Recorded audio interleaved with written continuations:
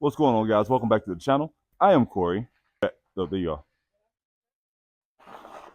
And we are His and Hers, and we're just some small time, soon to be big time gardeners who want food in the high deserts of Southern California. All right, guys. So today, what I wanted to do is I wanted to show you guys a method of composting that is kind of different from the typical or the traditional method of composting that we're used to seeing.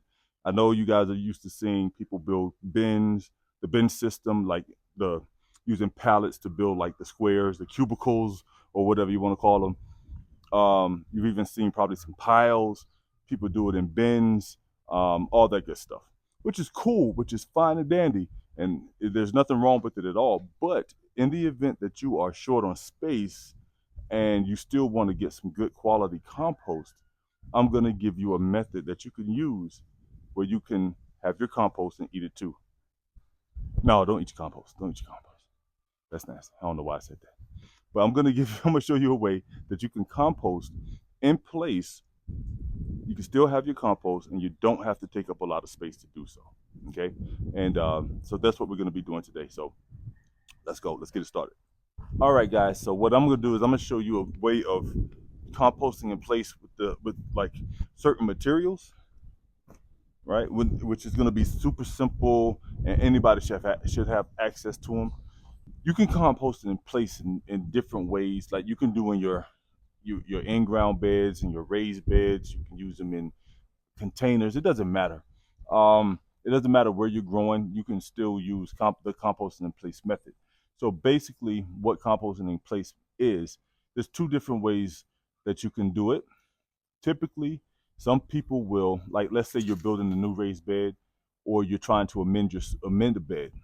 They'll dig a trench, and they'll add food scraps into that trench, and then they'll cover it. And some people will do that in like the fall. If they don't grow through the fall, they'll do that months in advance so that food has a chance to break down. You also have the method in which you can use something like this, like a bucket, a container, and you're going to make this basically your compost bin. So what you're going to do is you're going to put holes all through this, and you're going to bury this in a raised bed. You could bury it in your in-ground rows, in your containers or whatever. You're going to bury this. You're going to fill it with food scraps and fill it with water. Cover it so that nothing can get inside of it, and you're going to allow that stuff to break down while it's in this container. Oh, and you're going to also put in some good soil so that that bacteria can start breaking that stuff down really quickly. It's not a fast process. It can take a while, but it's a way that you can use it. You can use this, and you can plant directly into your beds with this in place. So I'm going to actually make a couple of these and put them out in some containers throughout the garden. So let's go ahead and make this first one out of this bucket. So this is just a bucket I get from the bakery. I get these for free. They love when I come because I clear up space in their bakery, and they don't have to throw this stuff in the trash. So all I'm gonna do is I'm gonna take a drill. Now I only have, unfortunately, it's feast of famine for me. It's either this size or this size. Like everything in between has gotten lost. I don't know how, and I don't know where.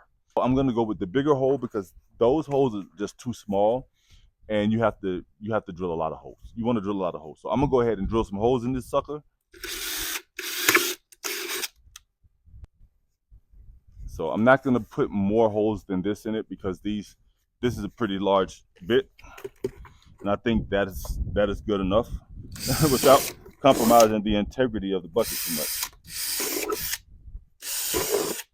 So these holes are gonna be large enough for me, for not only for the water to pass through.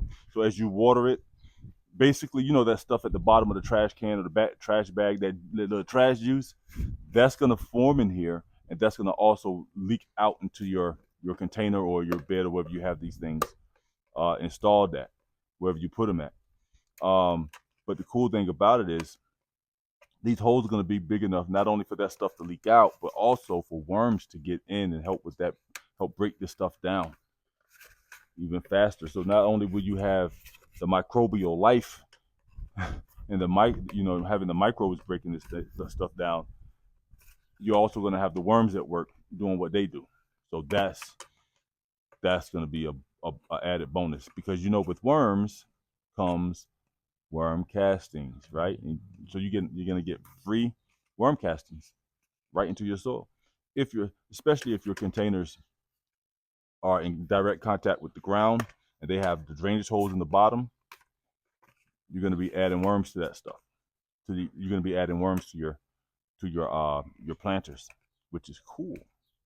So that's that in terms of making this thing. And you could do the same concept with, this is just an applesauce container. We love applesauce around here, so we have a lot of these things. And instead of throwing them away and contributing to the waste in the landfills, we could do the same thing. I probably wouldn't use a bit this big. Let's see, because I don't know.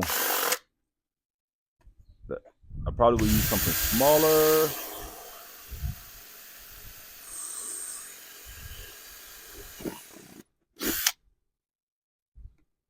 Because in my mind, I'm like, the holes may be too big for this thing.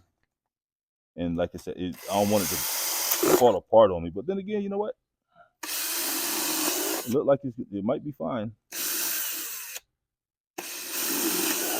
So if you have stuff around the house that you typically throw away, but it comes with a decent lid, you don't have to get rid of it. You don't have to throw it in the trash. You can turn it into a compost in place container and feed your garden instead of throwing it in the trash. So you can use something like this. If you have you could probably use the smaller bit on a plastic cup, and then just to make sure, and then you could probably use the smaller bit on a plastic cup, just drill a bunch of holes in it, and there you go. You have a compost in place container, right? From something that you would have thrown away that's typically trash. Now that we have this made, we're gonna move this out of the way. And what you want to start doing now is filling your compost in place bucket container with food scraps. You can just start dumping food in here, or you can do like I'm doing. I'm gonna just throw some compost at the bottom, some soil at the bottom. Now I'm gonna start filling up my bucket with food scraps.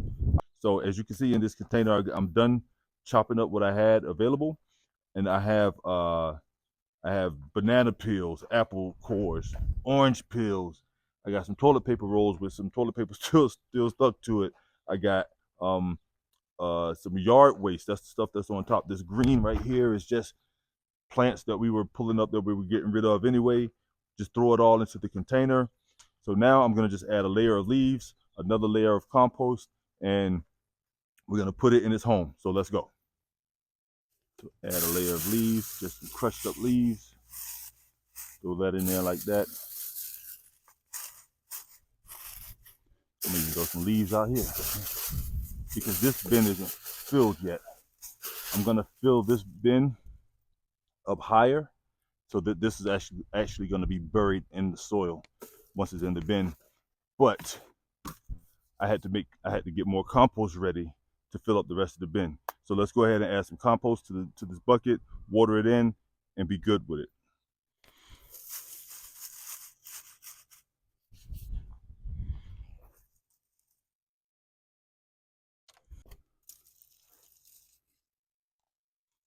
Now that that's done, just put a lid on it, and it's a wrap. All right, guys, so that's it for the video. That's composting in place. That's how you do it. That's the setup. That's what you use. All that good stuff. If you found value in this video, please hit the thumbs up button. If you haven't already, hit the subscribe button, and we will see you guys in the next video.